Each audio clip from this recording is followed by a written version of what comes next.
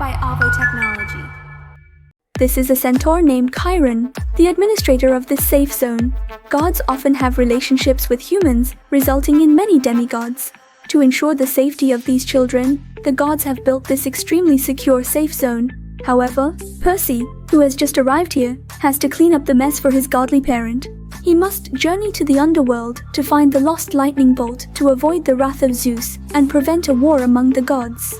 So, Percy, accompanied by two companions, leaves the safe zone and returns to the bustling human world. Without the protection of the barrier, demons follow the scent once again. Other passengers aren't afraid, as they see only an ordinary white-haired old woman. Seizing the opportunity, Percy and his friends push open the rear window to escape. Unexpectedly, another demon jumps in through the window. In a critical moment, Annabeth throws a flying knife, turning the monster instantly into ashes. The dagger was a gift from her mother, Athena. Seeing another demon approaching, the team jumps out of the car window and soon finds themselves deep in the forest. Grover the satyr tells Percy about a secluded path that leads to the underworld, discovered by his ancestors during exploration. Although it takes more time, it's their only choice to evade the demons. Strangely, a peculiar garden appears on the path, filled with various stone statues of monsters related to the demons of the underworld. As they consider turning back, the annoying bat-like monster from the bus catches up. Percy takes out his divine sword, preparing to fight when a mysterious voice interrupts them. The bat monster hurriedly hides under its wings, and Annabeth and Grover also lower their heads. Percy, unsure of what's happening, is relieved when the newcomer is revealed to be the snake-haired enchantress, Medusa.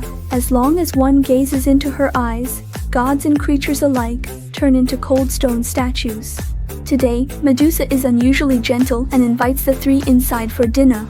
Considering the bat monster behind them, they seem to have no other choice. At the dinner table, Medusa talks about her pitiful life. She was once a beautiful maiden, but due to secretly dating the sea god Poseidon, she was cursed by Athena. Her hair turned into venomous snakes, and anyone who looked into her eyes would turn into a cold stone statue. Percy is left speechless about Poseidon's romantic history, which he is unaware of. However, Annabeth vehemently argues, as her mother Athena is not that kind of goddess. Medusa already harbored hatred towards Athena, and naturally, she had no fondness for her daughter. Under the pretext of asking Percy to help in the kitchen, Medusa secretly makes a deal with him. She offers to help retrieve the stolen lightning bolt from the underworld if Percy hands over Annabeth. However, Percy manages to slip away unnoticed at some point, revealing his ruthless nature, akin to Poseidon. Enraged, Medusa removes her veil, lifts the curtain, and spots the bat-like monster still guarding the place. Realizing that Percy and his friends must be hiding inside, Medusa looks around and finds that the door to the secret room has been opened, confirming Percy and the others are hiding there. A flame descends down the stairs, revealing the hidden chamber filled with various stone statues of humans and monsters, including Uncle Yang, the guardian appointed by the gods. Medusa is blatantly challenging the gods. The group desperately runs towards the depths of the underground chamber, but as long as Medusa guards the entrance, escape seems impossible. In a desperate moment, Grover steps forward, flying into the air to attract Medusa's attention. The remaining two hide behind boxes, waiting for an opportunity. When Medusa approaches, Percy, with closed eyes, seems unable to launch an attack. Suddenly, Grover loses balance in the air and falls down. Seizing the chance, Annabeth stretches her shadow onto Medusa's head, allowing Percy to swing his sword. The sound of a heavy object hitting the ground indicates that Medusa has lost her head. However, Percy and the others remain cautious because they are unsure whether Medusa's curse has been lifted. Carrying Medusa's head, Percy steps outside into the courtyard. When Bat Lady sees Percy alone, she prepares to attack. Unexpectedly, she meets Medusa's gaze, and in an instant, she crumbles into dust. With all the trouble resolved, Percy suddenly decides to send the troublesome head back to Olympus. Since it's a problem caused by the gods, he chooses to return it and let them handle it themselves. The delivery person carries the box to the Empire State Building. With a gentle twist of the key, buttons for 600 floors appear in the elevator. It remains uncertain whether the 12 Olympians, upon receiving the delivery, will be surprised or alarmed. Meanwhile, on Percy's journey to the underworld, he encounters another terrifying monster. The woman waves her hand, and in front of the boy appears a massive monster.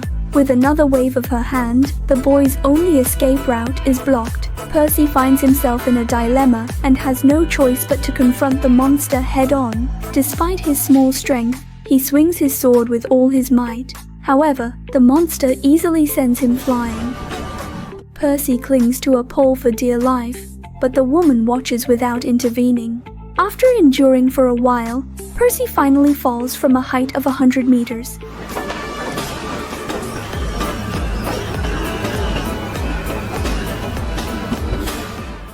These children are just the illegitimate offspring of the gods, but are burdened with the heavy responsibility of maintaining world peace. They are on a train heading to the underworld to search for Zeus's lost lightning bolt. Suddenly, the train conductor interrupts their conversation and takes them back to their compartment. The compartment is chaotic, with broken windows for unknown reasons. Percy explains that everything was fine before they went to have breakfast in the front carriage.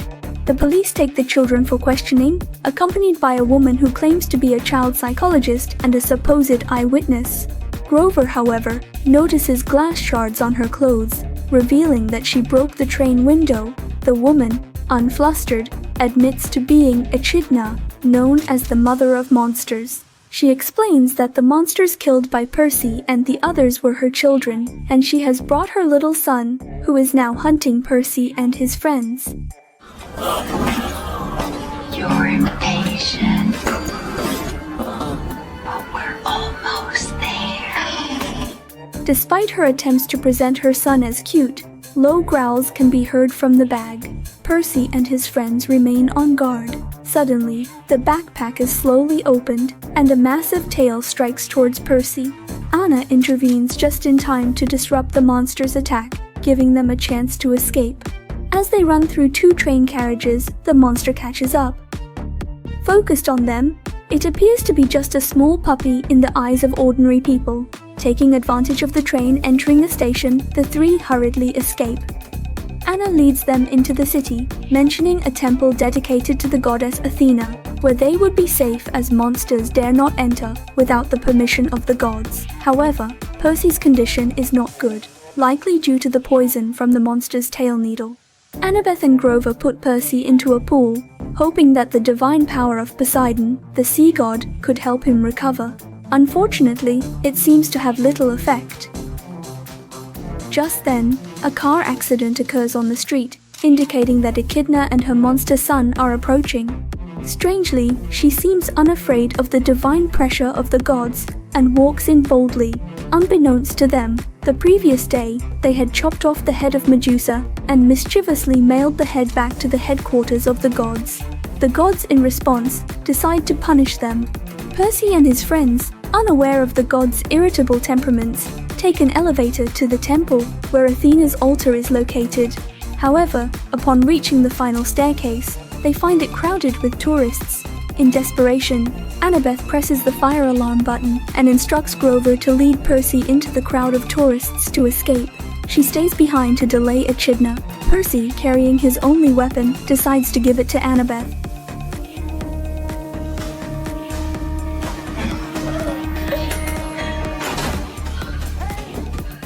He bravely faces the oncoming monster, a giant sheep-headed creature. Before the monster can make a move, Percy swings his sword towards its thigh. The monster reacts by swatting Percy away, and then a burst of flame erupts from its mouth. Percy dodges, but Echidna doesn't give him a chance to escape. She creates a void in the corridor, letting the cold wind blow through. With no other option, Percy must confront the monster with all his strength, but his attacks prove ineffective. He is tossed aside and falls into a hole. As mother and son look down, they see Percy still holding on. Echidna mocks him, but then watches as he exhausts his strength and falls.